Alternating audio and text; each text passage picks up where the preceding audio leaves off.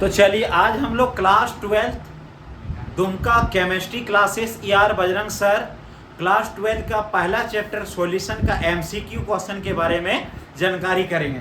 बहुत बेहतरीन से जानेंगे कि सॉल्यूशन बोलते किसको है। ठीक है, हमने अभी क्या बोले बेटा, सॉल्यूशन किसको बोलते हैं? दो प्रकार के समांगी विलयन को क्या बोला जाता है? सॉल्यूशन। समझ में आ रहा है? दो प्रकार के समांगी मिश्रण को क्या बोला जाता है? विलयन। कोई दिक्कत है? जैसे चीनी और पानी का घोल, जैसे चीनी और नमक का पानी और नमक का घोल, इसी को हम लोग क्या बोलेंगे? विलयन। अब आता है विलयन को कितने प्रकार में बांटा गया है? दो प्रकार में। क्या क्या? एक होता है समांगी विलयन और दूसरा क्या होता है? विषमांगी विलयन। समांगी विलयन किसको बोलेंगे? जो पूरी तरह से घुल जाए, जो क्या हो जाए बेटा? पूरी तरह से घुल जाए। जैसे चीनी और पानी का विलयन पूरी तरह से घुल गया। विषमांगी विलयन किसको बोलेंगे? जैसे पत्थर और पानी का विलयन, जो घुलना ही ना चाहे। क्या करे? जो घुलना ही ना चाहे, उसी को हम लोग क्या बोलेंगे? विषमांगी विलयन। कोई दिक्कत है? समझ में आ रहा है? विषमांगी विलयन। जैसे पत्थर और पानी का विलयन, रेत और पानी का विलयन, तेल और पानी का विलयन, विषमांगी विलयन। अब यहाँ पे देखो क्वेश्चन क्या है? What is a solution? विलयन क्या है? तो उत्तर में क्या लिखना है? ये होमोजेनियस मिक्सचर समांगी विलयन है। कोई दिक्कत? समझ में आ रहा है? Yes sir. आगे बढ़े। Yes sir. दूसरा क्या बेटा? विलायक क्या है? यहाँ पे क्या चीज आया? विलायक क्या है? तो विलायक क्या है रे? बोलो रे। विलयन में उपस्थित जो अधिक मात्रा में उपस्थित होता है। सीधे सीधे बात को समझो कि एगो ये पानी का और चीनी का कंटेनर है। ठीक है, चीनी और पानी का घोल, इसमें से क्या क्या बना? H2O है। मान के चलो ये 70% और नमक कितना है? NaCl। ये नमक 30%। तो इसमें ज्यादा कौन है? पानी है। और कम कौन है? चीनी है। तो हम लोग इसको क्या बोलेंगे? विलय। क्या बोलेंगे? विलय। क्या बोलेंगे? विलय। और इसको क्या बोलेंगे? विलायक। क्या बोलेंगे? समझ में आ रहा है भैया लोग? Yes sir. कोई दिक्कत? No sir. सीधे सीधे एक ही भाषा में बोलना है कि किसी विलयन में उपस्थित जो अधिक मात्रा में हो उसे विलायक कहा जाता है और जो कम मात्रा में हो उसे विलय कहा जाता है। कोई दिक्कत? आ गया समझ में? तो देखो अधिक मात्रा वाला घटक विलायक है। ठीक है, अधिक मात्रा वाला घटक क्या है? विलायक है। आगे बढ़े बेटा। कोई दिक्कत? बोलना नहीं कि समझ में नहीं आ रहा है। विलय किसे कहते हैं अभी बता दिए? जो कम है उसे क्या कहते हैं? विलय कहते हैं। आ गया समझ में? तीसरा क्या है बेटा? देखो अब आ रहा है यहाँ पे चौथा चीज जो आ रहा है वो मोलरता क्या है? क्या बोला? मोलरता यूनिट, मोलरता की इकाई क्या है? तो अब समझते हम लोग मोलरता क्या है। ठीक है, मोलरता का एक ही डेफिनेशन है कि किसी विलयन में उपस्थित, क्या बोलता है? किसी विलयन में उपस्थित 1 लीटर विलयन में उपस्थित ग्राम मोलों की संख्या। क्या बात आया यहाँ पे? किसी विलयन में 1 लीटर, 1 लीटर माने क्या? 1000 मिलीलीटर। समझ में आ रहा है? तो अगर मान के चलो ये एक पानी का बोतल, कितना है? ये एक पानी का बोतल है। इसमें इसको हम लोग क्या बोलेंगे? ग्राम बोलेंगे कि लीटर बोलेंगे? लीटर बोलेंगे। लीटर बोलेंगे। क्या बोलेंगे? लीटर। तो सीधी सीधी बात में किसी विलयन में उपस्थित, किसी विलयन में उपस्थित, किसी विलयन में उपस्थित 1 लीटर या प्रति लीटर विलयन में उपस्थित ग्राम मोलों की संख्या मोलरता कहलाती। क्या है? ये देखो तो क्या है? बोतल है। तो सीधे सीधे ये किस पर काम करेगा? मोलरता पर। किस पर काम करेगा? मोलरता पर। तो हम लोग क्या लिखेंगे यहाँ पे? M बराबर, बोलो रे, M बराबर बोलो, फॉर्मूला क्या पढ़ा है? विलय के ग्राम मोलों की संख्या। क्या बोलेंगे? मोलों की संख्या।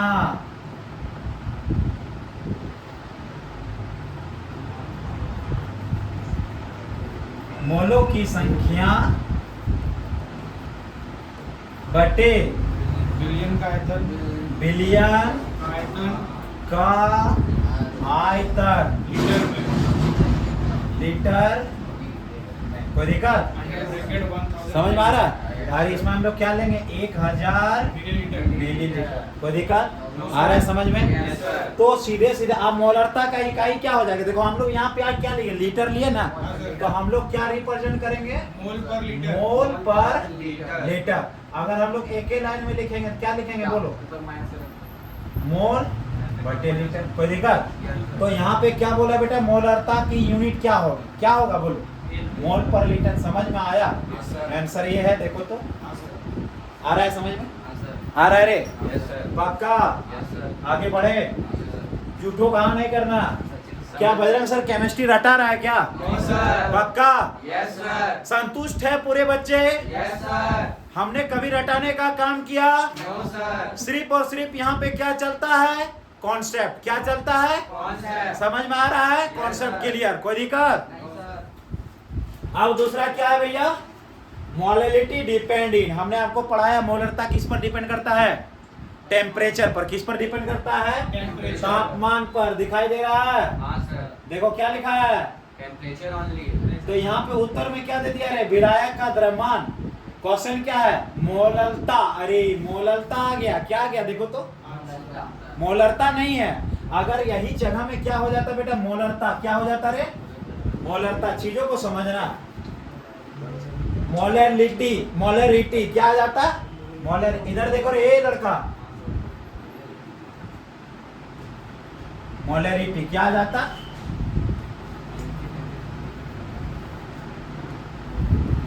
तो मोलरिटी किस पर डिपेंड करता है?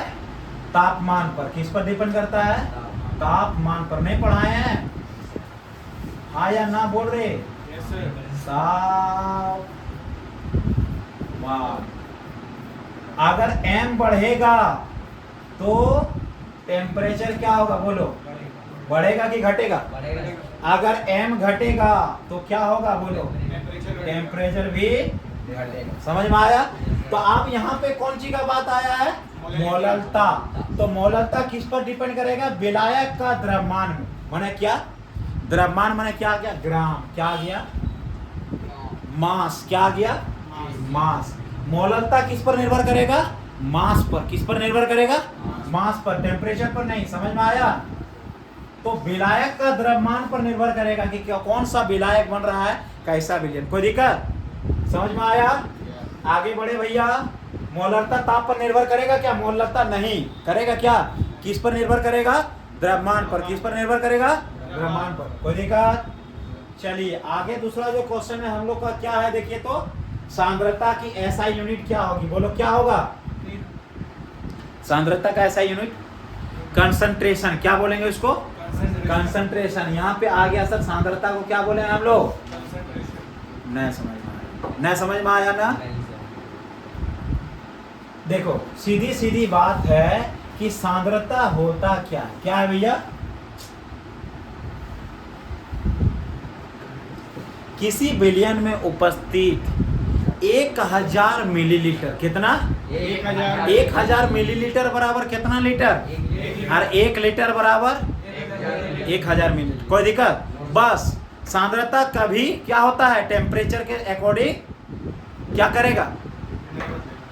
नहीं बदलेगा, पक्का बदलेगा। ये जैसे मोलरता है वैसे क्या है सांद्रता है। समझ में आया? तो यहाँ पे ऑप्शन में कौन सा होगा बोलो तो? ये तो पहले मोलरता का ऐसा यूनिट हो जाएगा, होगा कि नहीं? और ये किसका होगा? ये तो परसेंटेज आ गया, तो ये किसका होगा? द्रव्यमान प्रतिशत का। और तीसरा क्या है? पीपीएम। इसको हम लोग क्या बोलेंगे? पार्ट्स पर मिलियन। तो यहाँ पे क्वेश्चन में पकड़ में आ रहा है कौन तो बचा है? ये तो मोलरता के लिए हो गया ना, ये तो द्रव्यमान प्रतिशत के लिए है ना, ये तो पीपीएम के लिए हो गया ना। यहाँ पे क्या पूछा है? क्या होगा? पढ़ाए ना मोल पर लीटर, अभी पढ़ाए ना मोलरता का ऐसा यूनिट। ये तो होगा ही नहीं। दूसरा परसेंटेज, इसका बात तो आता ही नहीं। तीसरा क्या है भैया? समझ में आ रहा है? समझ में आ रहा है? तो सीधे सीधे मोल बटे, चीजों को समझना, मोल बटे 1000 मिलीलीटर। ठीक है? अगर इसको हम ऊपर लेके जाएंगे क्या हो जाएगा? मोल बटे m का पावर माइनस क्यू। देखो है वही चीज, वही चीज है। तो सीधे सीधे हमने अभी क्या बोला बाबू? और न तो यहाँ पे आप डायरेक्ट मीटर पर क्यूब कर सकते हैं, ऊपर जैसे जाएगा -1 हो गया। समझ में आया? कोई दिक्कत? अब तीसरा क्वेश्चन क्या है देखो,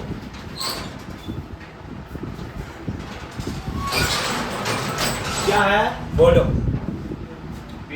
पीपीएम। हमने आपको क्या पढ़ाया था बोलो? पीपीएम में क्या होता है? मिलियन। क्या होता है? मिलियन। पार्ट्स पर मिलियन। क्या होता है?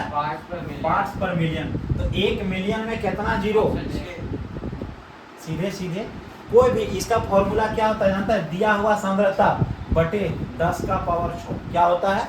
सीधे सीधे बात में 10 का पावर 6 कहाँ होता है? इटो फॉर्मूला टू लिख देंगे, अच्छा लगेगा। पीपीएम बराबर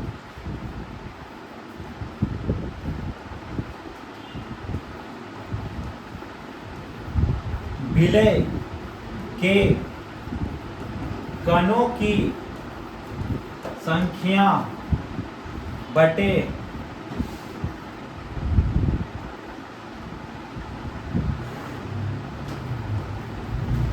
बिलियन का कुल संख्या इंटू, यहाँ पे इंटू कहाँ पे? 10 का पावर 6। कोई दिक्कत? पढ़ाए थे तो अब यहाँ पे क्या आ रहा है? 1 पार्ट्स बराबर 10 का पावर 3। ये तो होगा ही नहीं। 10 का पावर ये भी नहीं होगा, 10 का पावर इस पर ये भी नहीं होगा। क्या होगा? 10 का पावर। कोई दिक्कत है? तो इसी को हम लोग बोलेंगे 1 पार्ट्स इन इक्वल टू 10 का पावर 6 पार्ट्स। कोई दिक्कत? अब आगे हम लोग बढ़ रहे हैं। आगे क्या है बेटा? देखो रे क्वेश्चन देखो, बोला हेनरी लॉ, हेनरी नियम किस पर संबंधित है? पढ़ाए हेनरी लॉ? पढ़ाए। क्या होगा बोलो? क्या होगा गैस के लिए बोलो? Gas solubility in pressure. सीधी सीधी बात, टेम्परेचर एंड वॉल्यूम। ये तो नहीं होगा। टेम्परेचर एंड वॉल्यूम किसके लिए हो गया? एम के लिए हो गया। किसके लिए हो गया? अरे टेम्परेचर और वॉल्यूम किस पर डिपेंड करेगा रे? मोलरता पर। मोलरता पर नहीं करेगा। तो ये तो हो गया भैया एम के लिए। चीजों को समझना, ये तो एम के लिए। और ये मास एंड डेंसिटी किस पर डिपेंड करेगा? छोटका एम। और ये हीट एंड वर्क किस पर डिपेंड करेगा? हीट एंड वर्क को हेनरी से कुछ लेना देना है नहीं। यहाँ पे क्या बोला? Gas and solubility and pressure. कोई दिक्कत है? किसी विलायक में सीधे सीधे हमने पढ़ाया था हेनरी का नियम। नियत ताप पर किसी गैस की विलयता उसके आंशिक वाष्प दाब के गुणनफल के समानुपाती होते हैं। और फॉर्मूला क्या पढ़ाए थे? PA equal to KH into x पढ़ाए थे। या तो PA नहीं लिखेंगे तो P equal to KH into x. KH क्या है बेटा? हेनरी कांस्टेंट है। एक्स क्या है? मोल फ्रैक्शन है। P क्या है? प्रेशर है। समझ में आ रहा है? प्रेशर माने क्या? दाब। क्या है? दाब है। ये क्या है? Henry constant. ये क्या है? मोल आंश। क्या है? मोल। इसी को हम लोग क्या बोलेंगे? हेनरी का नियम। तो ऑप्शन ए करेक्ट। कोई दिक्कत आ रहा है समझ में? तीसरा जो क्वेश्चन है, चौथा हम लोग का, देखो क्या है बोला है? इंक्रीज इन टेम्परेचर जनरली, ताप बढ़ाने पर गैस सॉल्युबिलिटी क्या होता है बोलो? क्या होगा बोलो? Increase, no change. फिर क्या बोला है? जीरो होगा। क्या जीरो होगा? होगा। क्या होगा बोलो? ऑप्शन क्या होगा? आंसर देख के लिए मारना है। ए नंबर। कैसे ए नंबर होगा बोलो बाबू? ताप ज्यादा होगा तो उसका विलेयता घट जाएगा। ताप अगर ज्यादा होगा तो विलेयता क्या होगा? घटेगा। समझ में आ रहा? कोई दिक्कत? नहीं तो ताप अगर जो इंक्रीज इन टेम्परेचर जनरली तो गैस सॉल्युबिलिटी डिक्रीज। क्या होगा? गैस का सॉल्युबिलिटी क्या होगा? डिक्रीज होगा। कोई दिक्कत? हमने आपको बोला था कि अगर चीजों को समझना, अगर ज्यादा ठंडा रहेगा कोको कोला तो पीने में क्या होगा? आपको झांस लगेगा, टेस्ट लगेगा। बोले थे अगर कम ठंडा होगा तो उस पर क्या आपको कुछ असर पड़ेगा? जैसे आप शरबत पी रहे हैं, क्या हो रहा है? शरबत, चीनी पानी जैसे पी रहे हैं। अगर आप दुकान में जाते हैं तो क्या बोलते हैं? हमको ज्यादा ठंडा तो दीजिए। अगर आप थम्स अप ले रहे हैं या कोल्ड ड्रिंक्स ले रहे हैं, काहे बोल रहे हैं कि हमको ज़्यादा ठंडा दीजिए? क्योंकि उसका टेस्ट अच्छा होगा। टेम्परेचर जितना कम, सॉल्युबिलिटी का मान में उतना इंक्रीज। सॉल्युबिलिटी टेम्परेचर के मान में जितना वृद्धि, सॉल्युबिलिटी के मान में उतना डिक्रीज। थम्स अप तो ऐसे गर्म जो है उसको खोल के पीना कुछ टेस्ट लगेगा नहीं लगेगा, लेकिन ठंडा रहेगा तो कैसे लगेगा, मजा आएगा पीने में। हमको चिल्ड चिल्ड चाहिए, क्या चाहिए, चिल्ड चिल्ड। तो बस वही बात है, क्या होता है कि गैस का सॉल्युबिलिटी के मान में टेम्परेचर बढ़ने पर डिक्रीज करेगा। कोई दिक्कत, नो सर। आगे बढ़े। यस तीसरा क्वेश्चन क्या है, ये तो पढ़ा देना। चलो, राउट्स लॉ अप्लाई कहाँ आता है, राउट्स का नियम आइडियल सॉल्यूशन। हमने आपको पढ़ाया था। राउट का नियम क्या होता है, किसी वस्तु का आंशिक वाष्प दाब उसके मोल प्रभास के गुणनफल के समानुपाती हो। पढ़ाए थे बेटा, यस सर। पक्का, ऐसा नहीं ना डायरेक्ट बोल रहे हैं हम, पढ़ाया हुआ चीज है ना। हाँ सर। पी ए बराबर पी नॉट ए, पढ़ाए थे तो हाँ sir. P naught A into X A. X A. समझ में आ रहा है, यस सर। बोले राउट ने यही बोला था।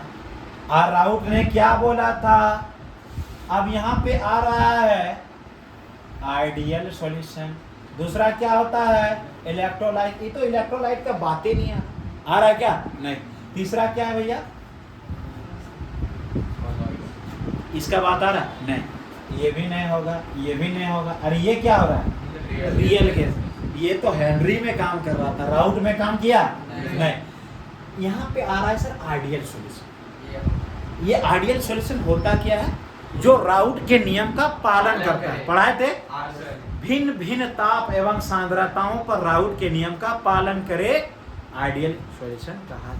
पढ़ाए थे, यस सर। तो कौन सा ऑप्शन होगा, ए नंबर। कोई दिक्कत, नो सर। आगे बढ़े, यस सर। पक्का। Yes sir. चलिए, आप दूसरा क्वेश्चन क्या है, देखो आइडियल सॉल्यूशन में क्या काम करेगा, क्या काम करेगा, बोलो कौन तो होगा, बोलो देखो। परिवर्तन नहीं होगा। हमने आपको बोला था एंथैल्पी में कोई चेंज नहीं, एंट्रोपी में कोई चेंज नहीं, हीट में कोई चेंज नहीं, विलयन बनने के पश्चात आयतन में कोई चेंज नहीं, विलयन बनने के पश्चात एंथैल्पी में कोई चेंज नहीं। तो यहाँ पे क्या होगा, delta H mix equal to 0। क्या ये लेस देन ग्रेटर देन होगा, नहीं। 0 mix equal to 0, option A. कोई दिक्कत, पढ़ाए थे सब। तीसरा क्वेश्चन क्या है, बोलो। धनात्मक विचलन कौन दर्शाता है, बोलो। धनात्मक विचलन कौन दर्शाएगा रे, भूला गया ना।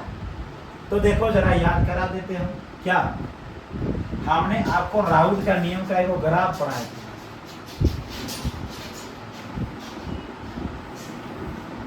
हमने बोले थे बेटा ये होता है, ये होता है, पढ़ाए थे, हाँ सर। याद आ रहा है।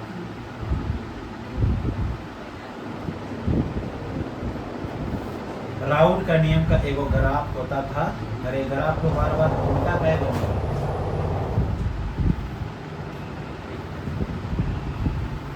ऐसे पढ़ाए थे, नहीं पढ़ाए थे। तो इसको हम लोग क्या बोलेंगे, राउट का नियम। जो टेम्परेचर के ऊपर जाए, चीजों को समझना, इसको हम लोग क्या बोलेंगे, धनात्मक विचलन दर्शाता है। पढ़ाए थे कि नहीं। तो धनात्मक, अब ये ग्राफ तो कब ऊपर जाएगा, चीजों को समझना कि कोई वो पानी का कंटेनर लिए, क्या लिए, पानी का कंटेनर लिए, नियत ताप पर नहीं, यहाँ पे टेम्परेचर बढ़ा दी, तो गैस का सॉल्युबिलिटी क्या होगा, बढ़ेगा कि नहीं, बढ़ेगा। अरे टेम्परेचर को बढ़ा दिए तो वेपर को क्या होगा, बढ़ेगा, सॉल्युबिलिटी नहीं, वेपर को बढ़ना क्या होगा, बढ़ेगा कि नहीं। तो राउट का नियम बोला, क्या बोला था, किसी वस्तु का आंशिक वाष्प दाब, आंशिक माने क्या, दिया गया टेम्परेचर, आंशिक वाष्प दाब पर मोल प्रभास के गुणनफल के समानुपाती होते हैं। अगर टेम्परेचर वह बढ़ेगा तो गैस का सॉल्युबिलिटी क्या माने क्या होगा, प्रेशर, वेपर बनना तो क्या होगा, ज्यादा होगा कि नहीं। तो जैसे वेपर तो बना माने क्या, राउट का नियम का ज्यादा पालन कर रहा है, तो उसको हम लोग क्या बोलेंगे, आइडियल सॉल्यूशन। हाई प्रेशर क्या होगा, यहाँ पे हायर वेपर प्रेशर, कोई दिक्कत है, हायर वेपर प्रेशर बना कि नहीं यहाँ पे। और जो लोअर वेपर प्रेशर बनेगा माने क्या, जो कम बनेगा, उसको हम लोग क्या बोलेंगे, नॉन आइडियल सॉल्यूशन। ऋणात्मक विचलन कैसे दर्शाएगा, ऐसे नीचे नहीं पढ़ाए थे, याद आ रहा है, कोई दिक्कत। तो ये क्या होगा, पॉजिटिव डेरिवेशन में क्या होगा, धनात्मक विचलन में क्या होगा, हायर वेपर प्रेशर बनेगा, बनेगा कि नहीं। और देखो अब आगे हम लोग जाते हैं, दूसरा क्वेश्चन क्या है, नेगेटिव डेरिवेशन में क्या होगा, लोअर वेपर प्रेशर, अभी हम पढ़ाए कि नहीं। आप देखो आगे क्वेश्चन क्या है, कॉलिगेटिव प्रॉपर्टीज। कॉलिगेटिव प्रॉपर्टीज किसको बोलेंगे, बोलो, जो कणों की संख्या पर निर्भर करेगा। हमने पढ़ाया था आपको, कणों की संख्या पर निर्भर करेगा, क्या होगा, नंबर ऑफ पार्टिकल्स। इसी को हम लोग क्या बोलेंगे, कणों की संख्या। कोई दिक्कत है, बोले सर कैसे कणों की संख्या। मान के चलो कि कोई वस्तु वेपर बन रहा है, क्या हो रहा है, वेपर बन रहा है। अगर हमने उस पर क्या कर दिया, कोई वाष्पशील विलय को डाल दिया, तो वेपर बनने की क्रिया क्या हो जाएगा, धीरे हो जाएगा, होगा कि नहीं। ऐसा काहे हुआ, काहे कि उस विलयन का आयतन में घेर लेगा, जिसके कारण उसका बॉइलिंग पॉइंट को घटा देगा, घटाएगा कि नहीं। इसके बाद कुछ देर बाद वेपर बनेगा, इसीलिए क्या हो जाएगा, कणों की संख्या। कोई दिक्कत है, ये रिवीजन क्लास है बेटा। अगर आपको केमिस्ट्री दुमका में आप हैं, अगर केमिस्ट्री को तोड़ के पढ़ना है तो देरी ना करो, जल्दी बजरंग केमिस्ट्री क्लासेस में ज्वाइन हो जाओ। अभी भी आपका टाइम है, जिंदगी बच जाएगा, कुछ कर जाओगे। यहाँ से पढ़ने वाले बच्चे बहुत अच्छा रिजल्ट कर जाते हैं, अगर आप मेहनत करेंगे तो। ऐसा नहीं कि बिना मेहनत करेंगे तो कुछ नहीं होगा। समझ में आया, हवाबाजी नहीं होता बेटा, यहाँ पे पढ़ाई होता है, पढ़ाई याद रखना। आगे देखो क्या है बाबू, बॉइलिंग पॉइंट क्वथनांक वृद्धि का प्रतीक है। क्या पढ़ाए थे हम, बॉइलिंग पॉइंट बने, क्या बात आ रहा है बेटा, बोलो तो बी। क्या बात आ रहा है, पहले बात बी आ रहा है, तो हम लोग इसको क्या बोलेंगे, डेल्टा टीवी। पढ़ाए थे, डेल्टा टीवी बराबर के बी इंटू एम, पढ़ाए थे, याद आ रहा है। एम बोले तो फॉर्मूला क्या आ जाएगा, K B into W B by M B into W A. पढ़ाए थे, नहीं पढ़ाए थे रे, डब्ल्यू क्या, डेल्टा टीवी, डेल्टा, इसी का फॉर्मूला होता है ये। W B by M B into W A कहाँ आया, क्या बोलेंगे इसको, मोलकता। क्या बोलेंगे, मोलकता। पढ़ाए थे ना, याद आ रहा है। इसी से फॉर्मूला क्या बना, डेल्टा टीवी के क्वथनांक में उन्नयन क्या बना, क्या होगा, पढ़ाए थे, पक्का। आगे देखो, आगे देखो बेटा, क्वेश्चन क्या है, freezing point delta T F होगा कि नहीं, क्योंकि डेल्टा टीवी किसके लिए, बॉइलिंग पॉइंट के लिए है ना। अब आगे देखो क्या भैया, ऑस्मोटिक प्रेशर क्या रिप्रेजेंट करता है, बोलो रे, पाई। पढ़ाए थे पाई, पक्का पढ़ाए हैं। आगे देखो बेटा, एकदम इसी तरह आपको पूछेगा, वांट ऑफ फैक्टर क्या रिप्रेजेंट करता है, बोलो, आई। नहीं पढ़ाए थे उस दिन, वांट ऑफ, अच्छा ये आउट ऑफ सिलेबस है, ये नहीं पढ़ाए, थोड़ा सा लिखाए थे, थोड़ा सा जानकारी दिए थे। और वांट ऑफ फैक्टर आ गया तो बता देते, वांट ऑफ फैक्टर क्या रिप्रेजेंट करता है, आई। क्या रिप्रेजेंट करता है, आई।